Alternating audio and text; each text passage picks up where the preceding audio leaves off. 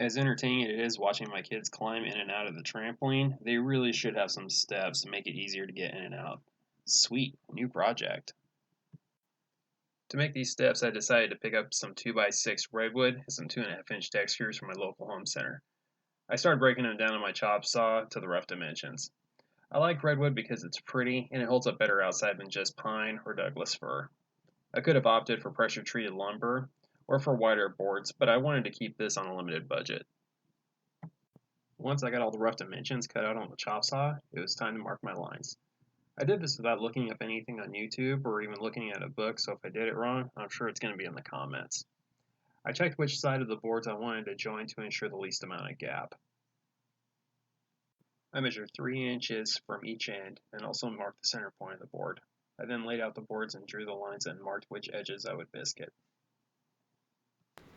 Before I started biscuit cutting these, I decided to try it out on a piece of scrap wood. I try to do this every time with a new tool to get to know it. Good thing too, this thing needed some adjustment.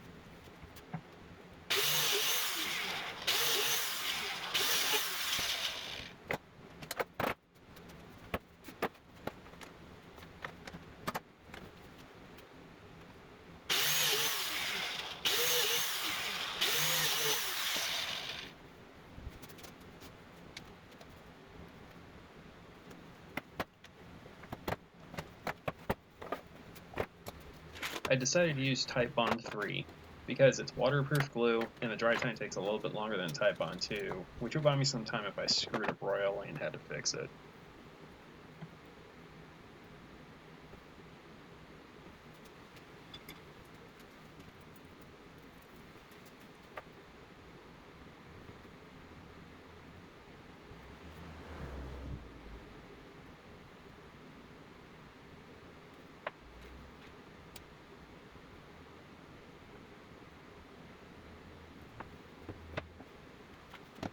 After the glue was spread out, I clamped them together with what clamps I have.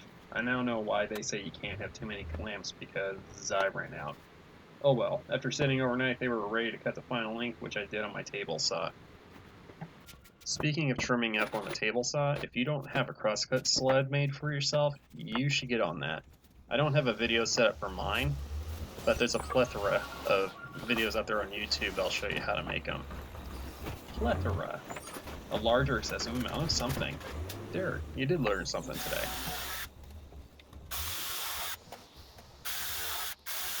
So I laid my pieces out on the floor, and I used a ripped piece of 2x6 in order to keep the sides together.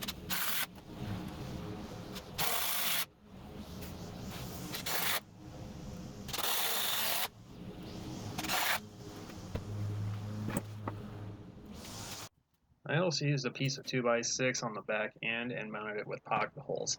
This would give me a little bit more rigidity and stability when I mounted the steps.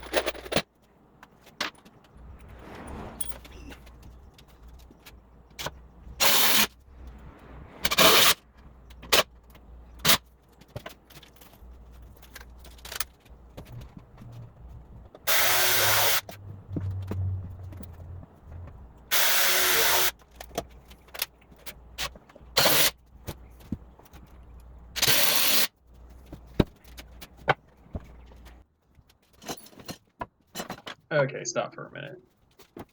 So when putting this together in my head, I thought 1 foot between steps would work, but after looking at it, I was feeling it less and less. So off camera, I cut notches out using my circular saw and scroll saw to essentially double the amount of steps. I think this will work better for little people going up and down the stairs.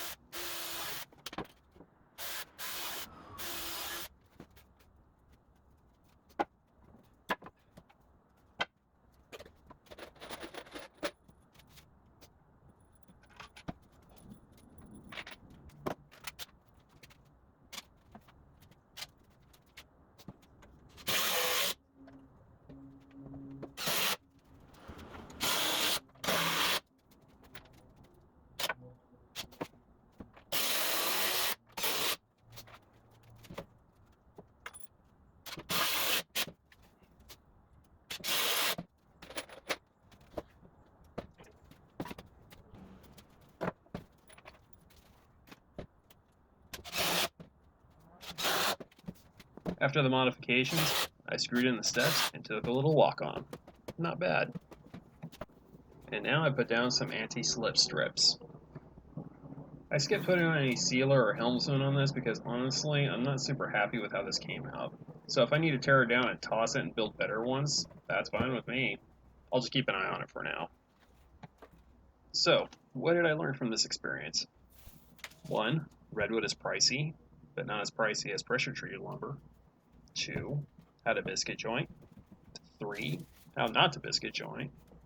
4. I really do need to pick up more 12-inch clamps.